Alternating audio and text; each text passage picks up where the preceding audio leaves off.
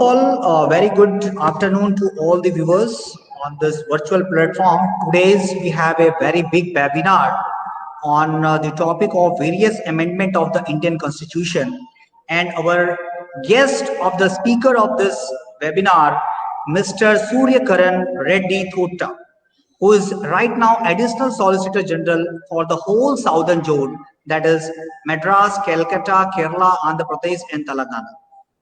Now, I will just go about the introduction of Sir.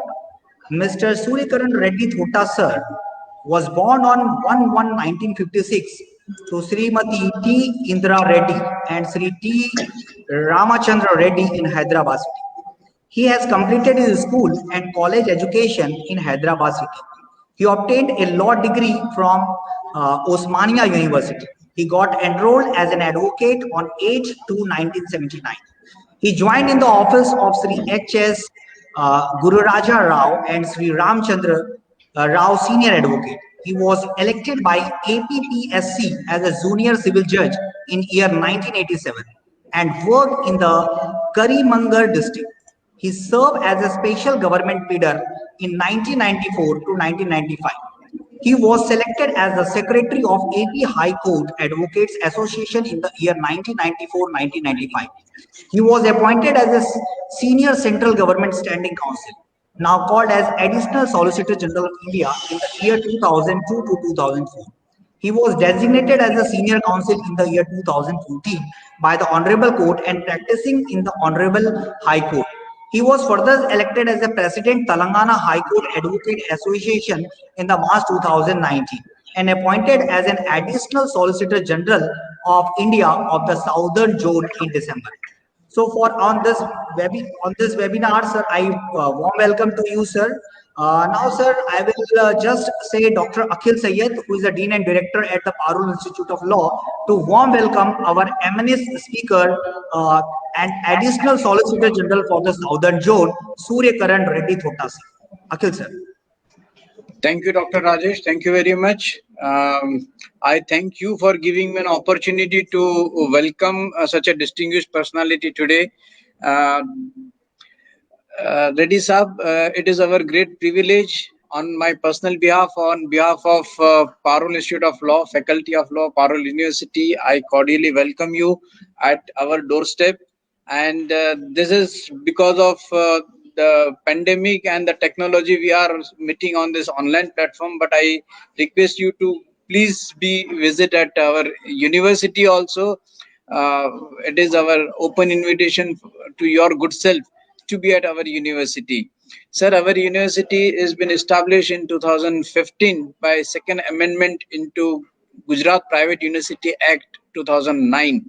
And since 2016, the Faculty of Law was been established. And since then, the Faculty of Law has grown vertically as well as horizontally. We do offer 3 UG courses of 5 integrated program, 1 LLB 3 years program, LLM in 6 different specialization, MPhil and PhD program. Sir, all this thing has been possible because of our young and enthusiastic teachers like Dr. Rajesh Singh, who is taking care of all this webinar and inviting you people. And that is what we have the additional support from other than the academia, from the bar and bench. So we do have several judges from the high courts and Supreme Court who frequently visit to the university and enlighten our student. And of course, distinguished personality like you from the bar also are giving us the very good support. So I thank all the luminaries from the bar and especially your good self to be at our place and for sparing your valuable time. Thank you, sir. Thank you very much. The viewers and all the students of the Parul Institute of Law and Parul City, the topic of this webinar is the various amendments of the Indian Constitution, and we have a very much expert speaker. So, sir, on this note, I handing this session to you, sir, on this note. Thanks a lot, sir. Over to you, sir. Thank you. At the outset, I thank Dr. Rajesh Singh, Associate Professor, Parul Institute of Law, for choosing me as a speaker in this webinar. And also thank Dr. Akhil Syed, Dean and Director of Parul University of Law, saying good words about me. And now, good afternoon to all participants in the webinar, all legal fraternity and the students of the law. The subject of various amendments of Indian Constitution is vast, and I will try to give salient features of the same in this webinar. What is an amendment? Literary dictionary meaning is correction, change, or alteration. Whereas Part 20, Article 368 states addition, variation, or repeal any of the provisions of the Constitution. Why there is a need to amend the Constitution? Pandit Jawaharlal Nehru spoke thus in Constituent Assembly on 8th November 1948. Quote, while we want this Constitution be as solid and permanent as we can make it, there is no permanence in the Constitution. There should be a certain flexibility. If you make anything rigid and permanent, you stop the nation's growth of a living, vital organic people and certain other things. Then any event, we could not make this Constitution so rigid that it cannot be adopted to changing conditions. When the world is in need of a period of transition that we may do today may not be wholly applicable tomorrow. Unquote. Constitution of India is bulkiest and the longest constitution in the world. It contains not only the fundamental principles of governance, but also incorporated into it are detailed administrative provisions. Elephantine size of the Constitution may, due to factors like the geographical, that is vastness of the Indian subcontinent, cultural diversity of the nation, multiple religions, multiple languages, caste, creeds, etc. Historical factors like influence of Government of India Act 1935, freedom struggle, single constitution for both states and union, may be also due to dominance of legal luminaries in the Constituent Assembly. Constitution framers have ransacked all the written constitutions of the world and borrowed several concepts from them. Amendment of the Constitution is needed to remove difficulties which may be encountered in the working of the Constitution. 1. Then 2. To mold the machinery of the government according to the needs, requirements of the changing times. 3. To fulfill the socio-economic needs and wants of a welfare state. 4. Adjust itself to the changing conditions and needs. 5. Importantly, amendment provisions itself are needed to provide the Constitution with permanence or longevity. There also exists a threat of resorting to extra-constitutional methods in the event of it being a permanent and rigid. So, amendment procedure itself is a safety valve to the Constitution. It also needed for a gradual change in orderly and systematic fashion to meet the changing needs of the nation. Part 20, Amendment of the Constitution, Article 368 reads as follows. Power of Parliament to amend the Constitution and procedure thereof. 368(1).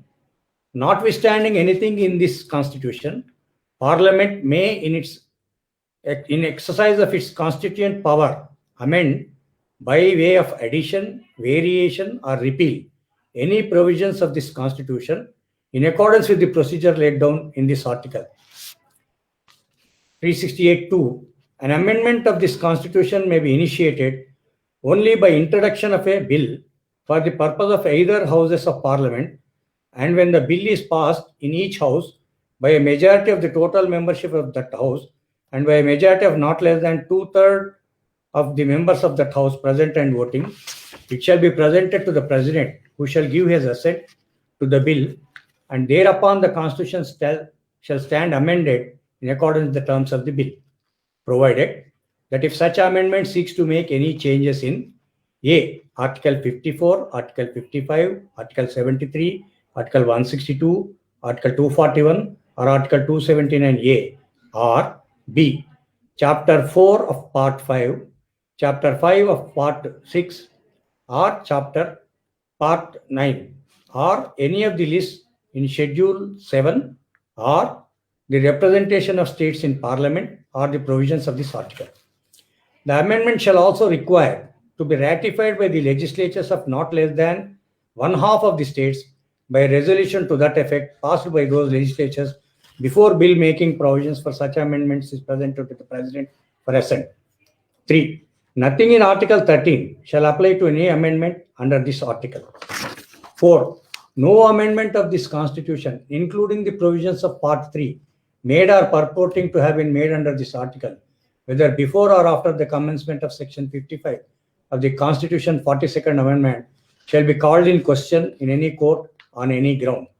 For the removal of doubts, Class 5, for the removal of doubts, it is hereby declared that there shall be no limitation whatsoever on the constituent power of Parliament to amend by way of addition, variation, or repeal the provisions of this Constitution under this article. Subclass 4 and 5 are invalidated by the Supreme Court in the Minerva Mills case. Analysis of Article 368. There exist three methods of amendment in our Constitution scheme. By simple majority of both houses of Parliament. These amendments fall outside the ambit of Article 368. The amendments contemplated in Article 5, 169, and 239A are made by simple majority. These articles are specifically excluded from the purview of the procedure prescribed in Article 368. Examples. 1. Admission or establishment of new states, formation of new states, and alteration of areas, boundaries, or names of the existing states. 2. Abolition or creation of legislative councils in the states. 3. Citizenship acquisition and termination. 4. Second, fifth, and sixth schedule. 5. Conferment of more jurisdiction on the Supreme Court, etc.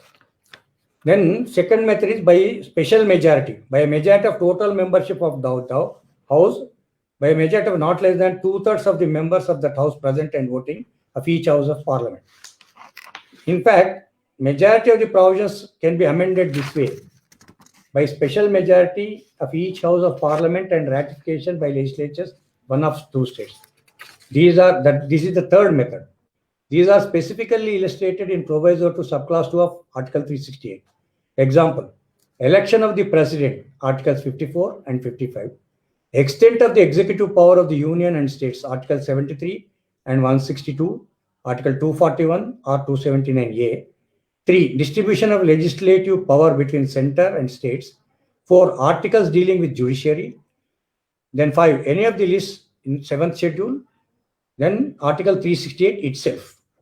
Majority of the provisions can be amended by the Parliament without any role assigned to the states, except where the Article 368 specifically provided for ratification.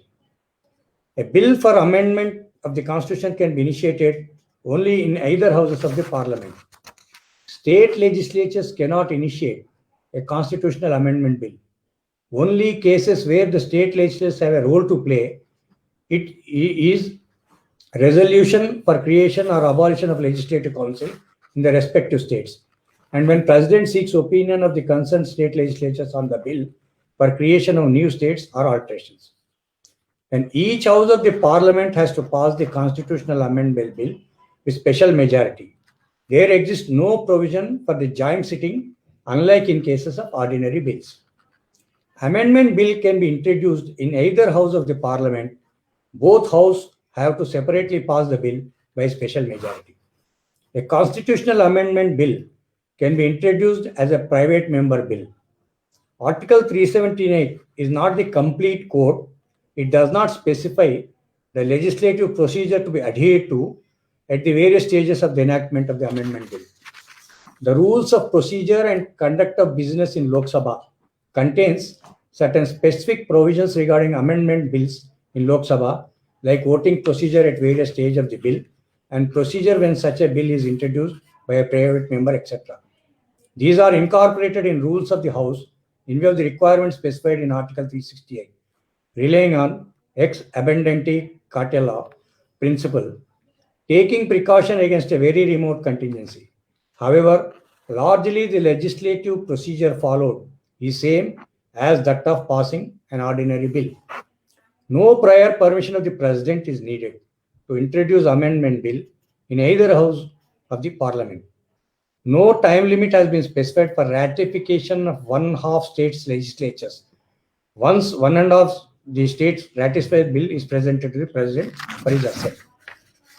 President has no discretion as to mandatorily provide his assent to the constitutional amendment bill present to him, unlike ordinary bill which can be sent back for reconsideration, nor can he exercise his pocket veto.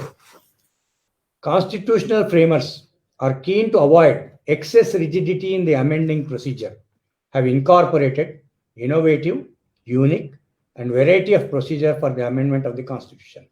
In fact, many members of the Constituent Assembly wanted a flexible procedure. They were also aware that procedure which is so flexible that it cannot be changed to whims, caprices, fancies of the ruling party of the day be avoided, and likewise the procedures that rigid and calling for extraordinary conditions be avoided, thereby providing with a middle path. It is a via media between rigidity on one hand and flexibility on other. Dr. B.R. Ambedkar, speaking on the amending procedure of the draft constitution in the Constituent Assembly said, quote, "The Assembly has not only refrained from putting a seal of finality and infallibility upon this constitution by denying the people the right to amend the constitution as in Canada, or by making the amendment of the constitution subject to extraordinary terms and conditions as in America or Australia, but has provided for a facile procedure for amending the constitution." Amendments to Article 368. Article 368 was amended 4 times. 7th Constitutional Amendment Act 1956. Words specified in Part A and B of the first schedule omitted.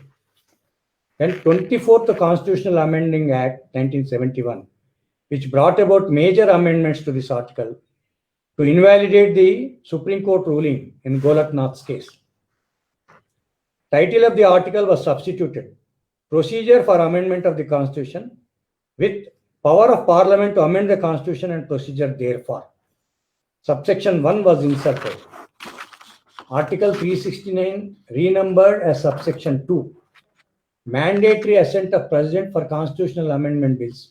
Subsection 3 was inserted. Then 42nd Constitutional Amendment Act 1976. Inserted subsection 4 and 5. However, these were invalidated in Minerva Mills case by the Honorable Supreme Court. 101 Constitutional Amendment Act of 2016 substituted Article 162 or Article 241 with Article 162, Article 241 or 279A. Amendments of the Constitution.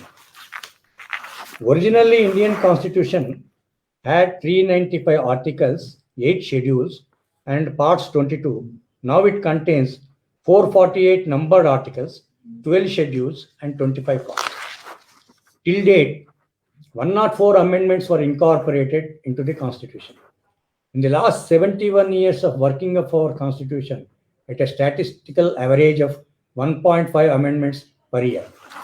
First amendment was in the year 1951, barely after 1 year of the Constitution coming to force.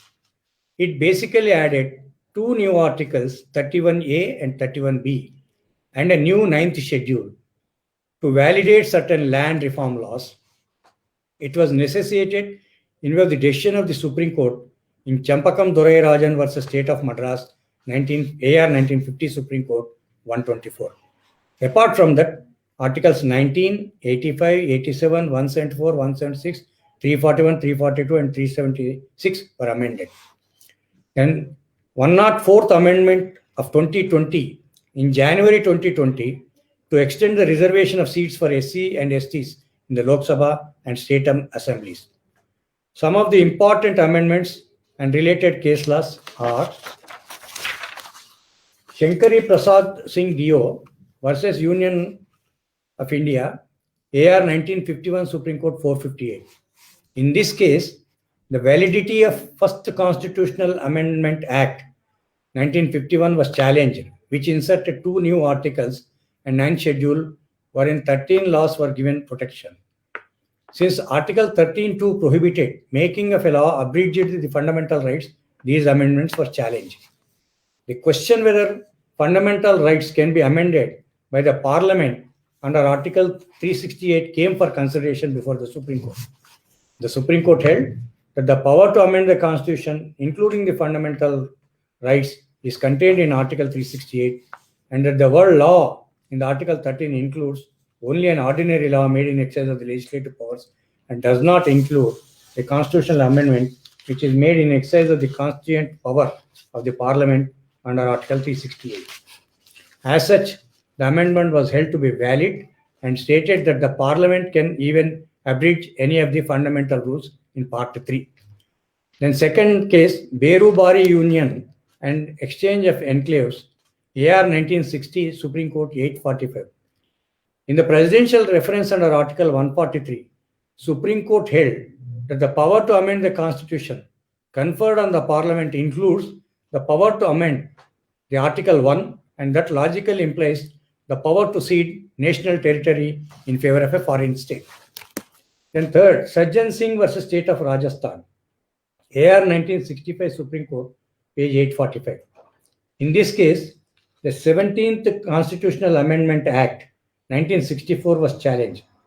Several legislations were included under 9th schedule, making them immune from challenge on being violation of fundamental rights. The Supreme Court upheld the majority judgment of Shankari Prasad case and further stated that the words amendment of the Constitution means amendment of all the provisions of the Constitution. Further, the Gajendra Gatkar, Chief Justice, speaking for the bench, said that if constitutional makers intended to exclude the fundamental rights from the scope of the amending power, they would have made it clear provision in that behalf. Then fourth case is Golaknath versus State of Punjab, AR 1967, Supreme Court, page 1643. Once again, the 17th Constitutional Amendment Act 1964 was challenged. The Supreme Court 11-judge bench on 6:5 majority overruled the Shankari Prasad and Sajjan Singh judgments as its ruling were erroneous. It was held Parliament has no power to abridge the fundamental rights enshrined in the Part 3. The fundamental rights are assigned transcendental place and are given permanence under the scheme of Constitution. Constitution incorporates implied limitation that the fundamental rights are kept beyond the reach of Parliament. Also held that an amendment is also a law within the meaning of law under Article 13. The Supreme Court applied the doctrine of prospective overruling and held that this decision will have prospective operation, implying First, 4th, and 17th Amendments being valid. Then fifth case is Keshavananda Bharati, State of Kerala, AR 1973, Supreme Court, page 1461, which is a remarkable judgment in the history of Constitution. And in view of the difficulties created by the ruling in Golaknath's case, Parliament enacted 24th Constitutional Amendment Act 1971, wherein substantive changes were brought about in the Article 368, which not only restored the amending power of the Parliament, but also extended its scope by adding words to amend by way of the addition or variation or repeal any provisions of this Constitution in accordance with the procedure laid down in this article. A new Clause 4 was added to Article 13, which provides that nothing in this article shall apply to any amendment of this Constitution made under Article 368. Keshavananda Bharati's case, originally the writ petition was filed challenging the validity of Kerala Land Reforms Act 1963 as amended in 1969. However, during the present pendency of the writ petition, the Act was amended in 1971 and was placed in the 9th schedule by 29th Constitutional Amendment Act 1972. Petitioner was permitted to challenge the validity of 24th, 25th, and 29th Amendments to the Constitution. Contention of the petitioner were If the power of amendment is to be constructed as empowering Parliament to exercise full constituent power of the people and authorizing it to destroy or abrogate the essential features, basic elements, and fundamental provisions of the Constitution, such a construction must be held unconstitutional. Parliament cannot enlarge its power so as to abrogate the limitation in the terms of which the power to amend was conferred. Constitution conferred the constituent power on the Parliament. Constitution is given by people unto themselves. Parliament is a functionary under the Constitution and created by the Constitution. Parliament cannot abrogate to itself the power of amendment so as to alter or destroy any essential features of basic elements of the Constitution. This petition was heard by a 13-judge bench and decided by 9:4 majority, wherein the ruling in Golaknath was overruled and Supreme Court has propounded doctrine of basic structure theory. It was held that power of Parliament to amend the Constitution was plenary and would include the power to add, alter, or repeal various provisions, including the fundamental rights.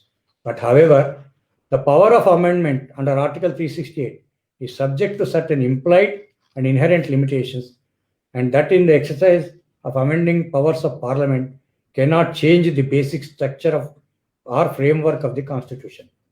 Amendment read with other provisions indicated that it is used in the sense of empowering a change in contradiction to destruction, which a repeal or abrogation would imply. Article 368 empowers only change in the Constitution, but not destruction or alter the basic structure or framework.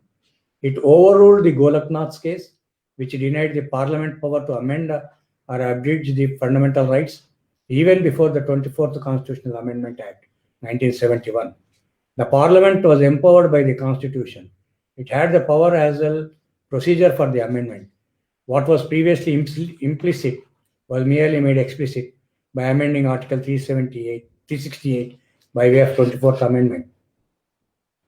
In the essence subject to the basic structure of the Constitution, the power of Parliament to amendment was plenary and would include the power to add, alter, or repeal various provisions, including the fundamental rights enshrined in Part 3. Doctrine of basic structure theory. This doctrine is judicially innovated concept which limits the power of the Parliament from destroying the fundamental aspects of the Constitution. It is basically seen to have been borrowed from German Constitution and developed and innovated upon. It is based on concept of constitutional identity. The main object of this theory, doctrine, is continuity, and within that continuity of identity. Basic structure profounds that there are systematic principles underlying and connecting various provisions of the Constitution. They give coherence and durability to the Constitution. They are part of constitutional law, even if not expressly stated. The word amendment of the Constitution, with all its wide sweep and amplitude, cannot have the effect of destroying and abrogating the basic structure of the framework of the Constitution. Further, the sovereign power of the Indian Parliament is quite different from the sovereign power of the British Parliament. Indian Parliament is a creation and functionary under the Constitution.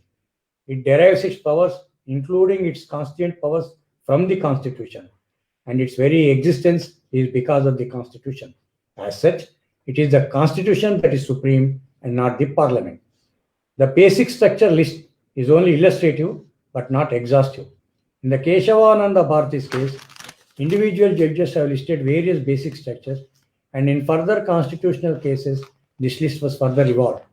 Historical background, Constituent Assembly debates, preamble, the entire scheme of the Constitution, and the relevant provisions thereof, including Article 368, when kept in mind, then there exists no difficulty in determining as to what are the basic elements of the basic structure of the Constitution. Unamendability of the basic structure in itself constitutes the basic structure of the Constitution. Basic structure theory, in fact, provides a fine balance between flexibility on one hand and rigidity of the Constitution, on the other hand, to preserve the essential framework of the Constitution. Criticism with regard to that basic theory.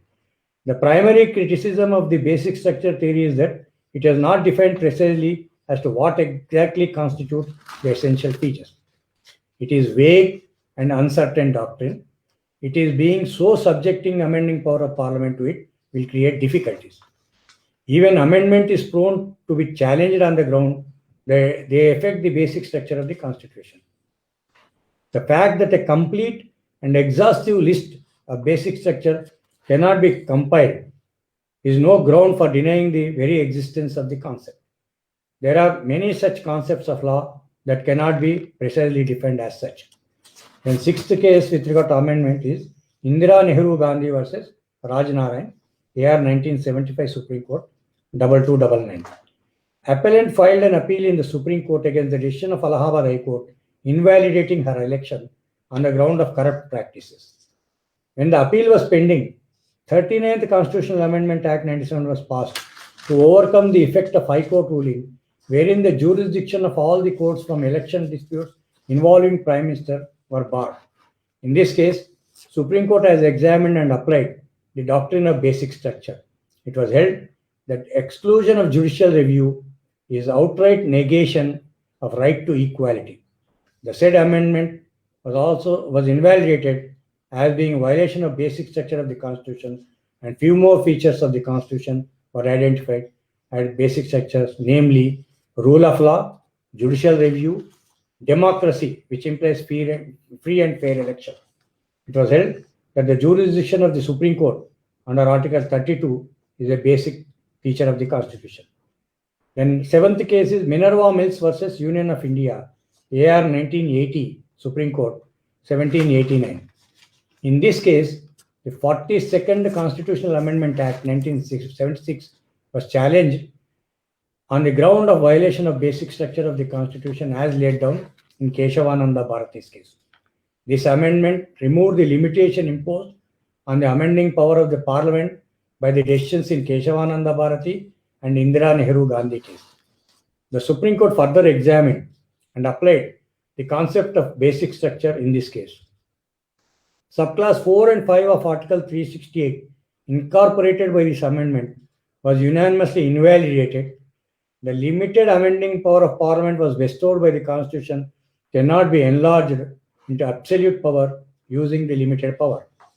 And Article 31C, where laws made to give effect to certain directive principles cannot be called in question as violation of fundamental rights, was invalidated by a 4:1 majority.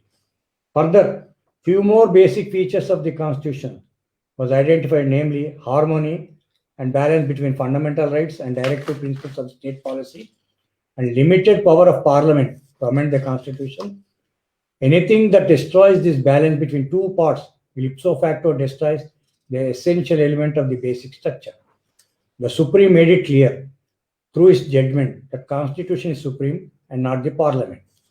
And eighth case is Vaman Rao versus Union of India, AR 1981 Supreme Court, 271.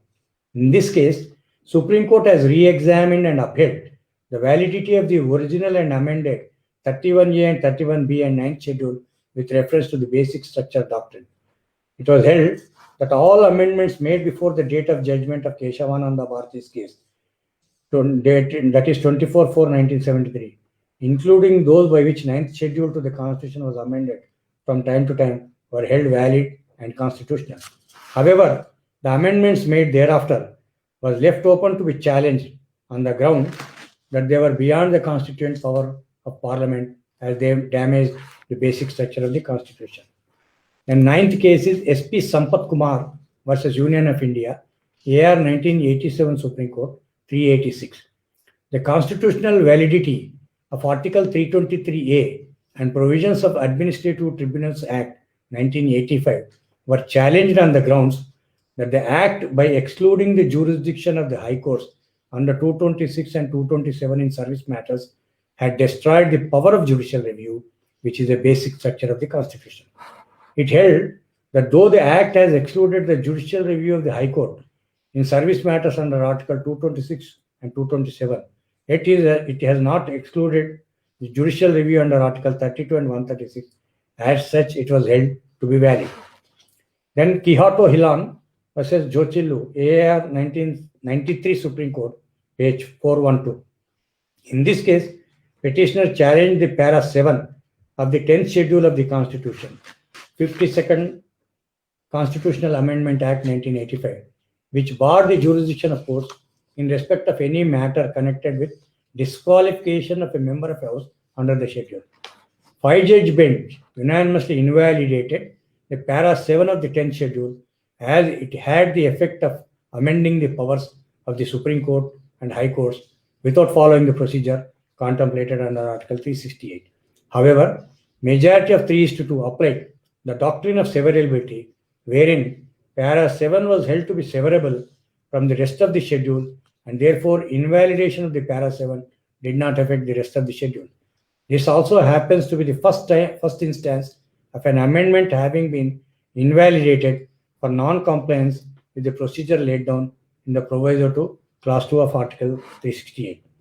Then 11th case is L. Chandrakumar versus Union of India, AR 1997 Supreme Court, 1125.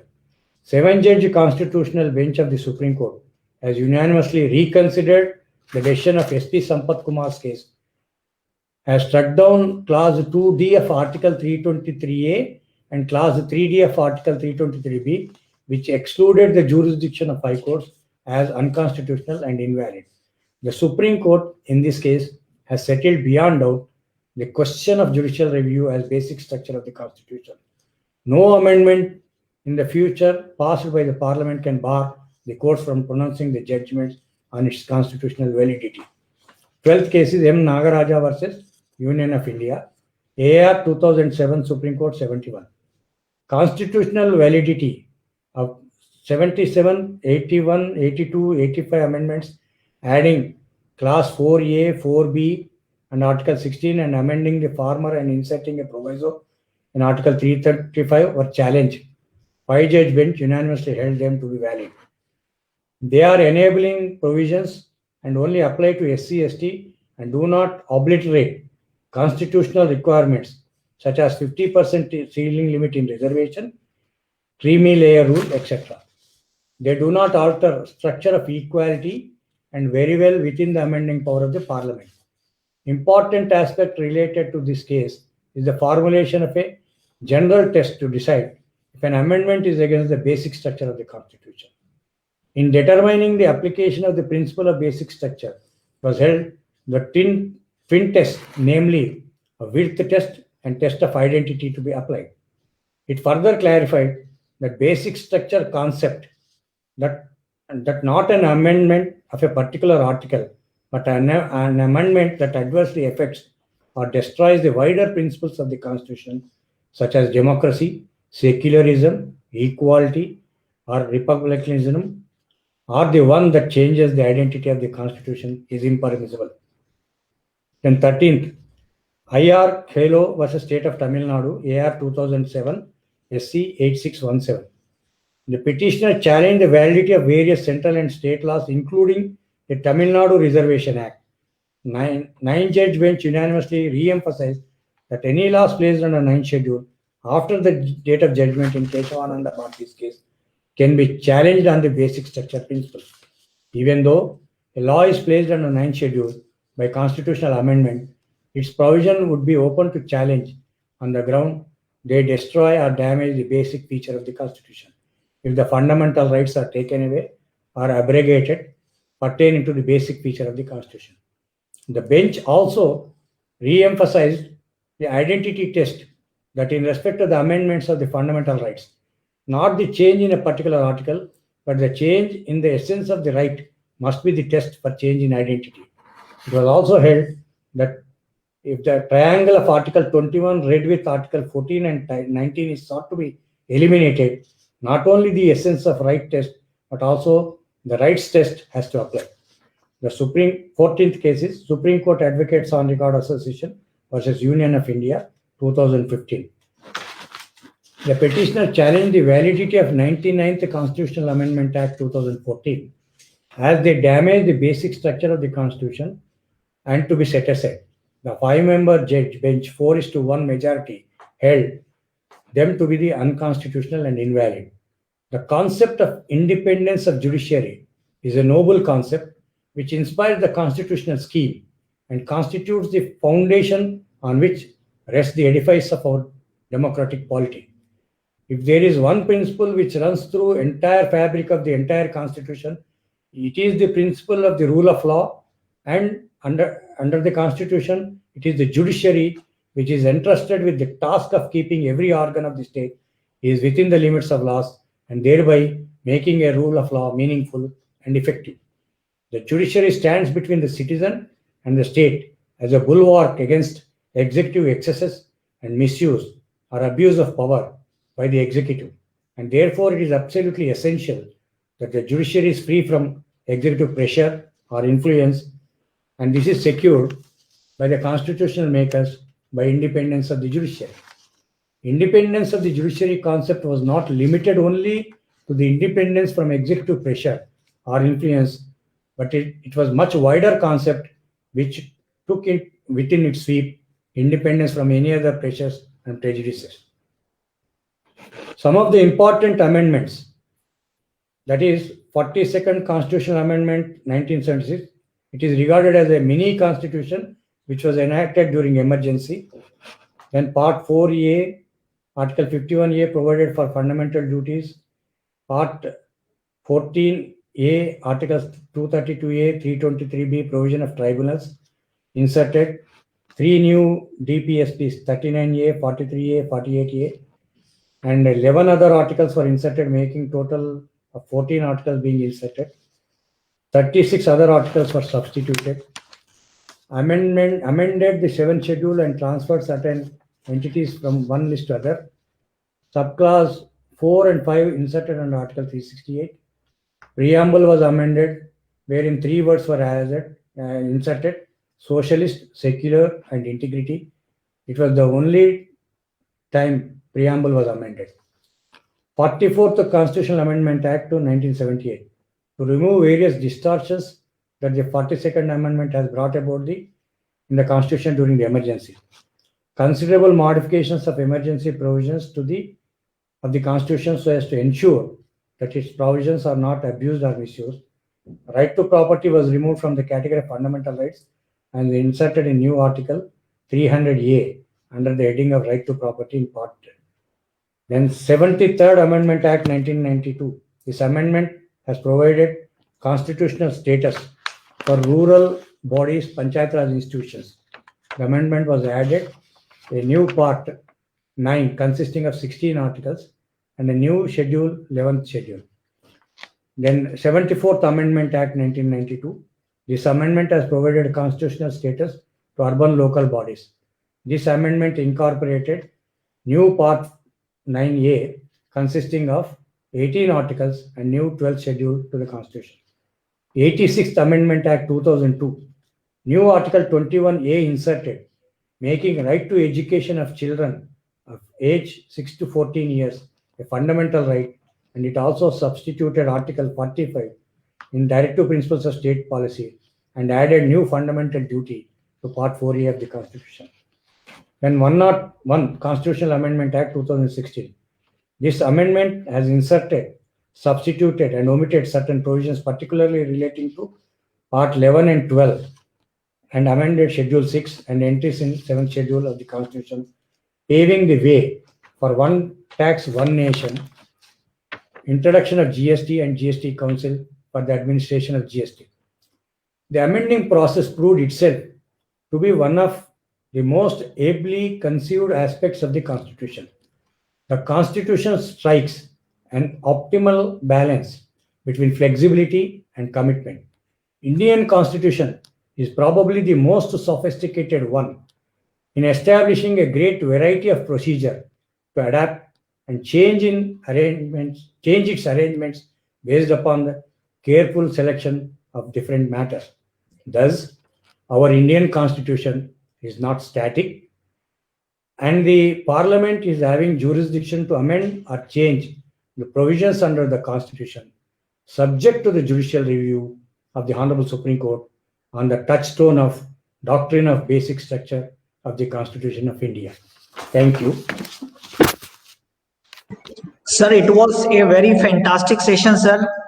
So you have elaborated in the starting that Golaknath case, then Kesav Nanda Bharti case, then you have also elaborated Chankapang Daruzin case, then you have also elaborated this IR Kolo case, which is one of the important case.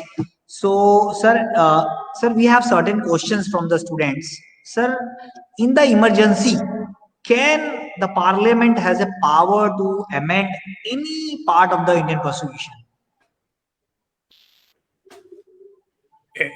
In emergency, Parliament was having the power in the sense. That's why they made that amendment, 42nd Amendment. Correct. Parliament was having the power in the emergency. Government, Parliament, all other functions are there. That's why citizens' fundamental rights were taken away by way of that constitutional amendment. That is under challenge. Sir, as in the Raj Narayan case, actually Indira Gandhi wanted that everything should be in the 9th schedule. So, sir, can you elaborate that when anything is put in the 9th schedule, is there anything which can be amended? Because you know when you put some certain in the 9th schedule, it cannot be touched by the judiciary. Correct? So now the Supreme Court has said even after 9th schedule, after Keshavananda Bharti's case, yes, any law made in the 9th schedule also subject to scrutiny of the basic structure theory. Correct, sir. Sir, it was very well explained, sir. Sir, we have one more question, sir. As per this, that tax GST, sir. Yes. So one of the student who is our GST officer, he has asked the question that, sir, in the GST, if suppose any amendment is to be done, so whether they have to concern with the organizing authority of the central government or the parliament is there to amend, okay, but whether they have to consult with the central government and GST council, both, any parliament amendment will be only on the suggestions of the executive. Okay. Before framing the bill, all executives will put forward, then bill will be framed by the law ministry and it will be placed before the parliament. Sir, in that judgment of IR Kolo, sir, you have very much elaborated. Sir, my question is that whether the judiciary has a power to intervene if suppose any law which is made by the legislature is totally irrelevant, unconstitutional. So this is the question, sir. No, judicial review, any act, now even in constitutional amendment is subject to judicial review by the honorable courts, High Court and Supreme Court. So that judicial review is also the basic structure of the Indian Constitution. Yes, rule of law, judicial review, parliament supremacy, and these things, all these are the basic structures of the Constitution. Exactly, sir.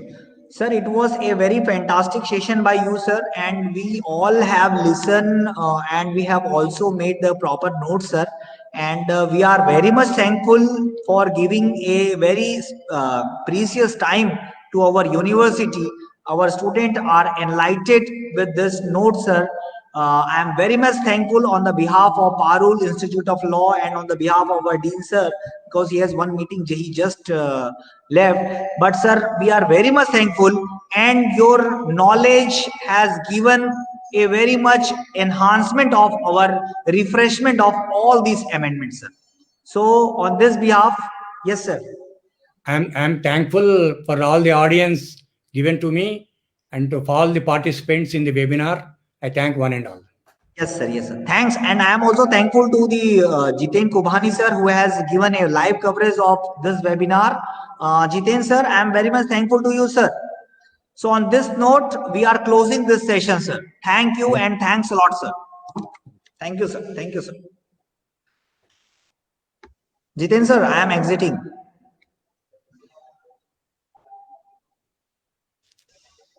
Hello, Jiten, sir.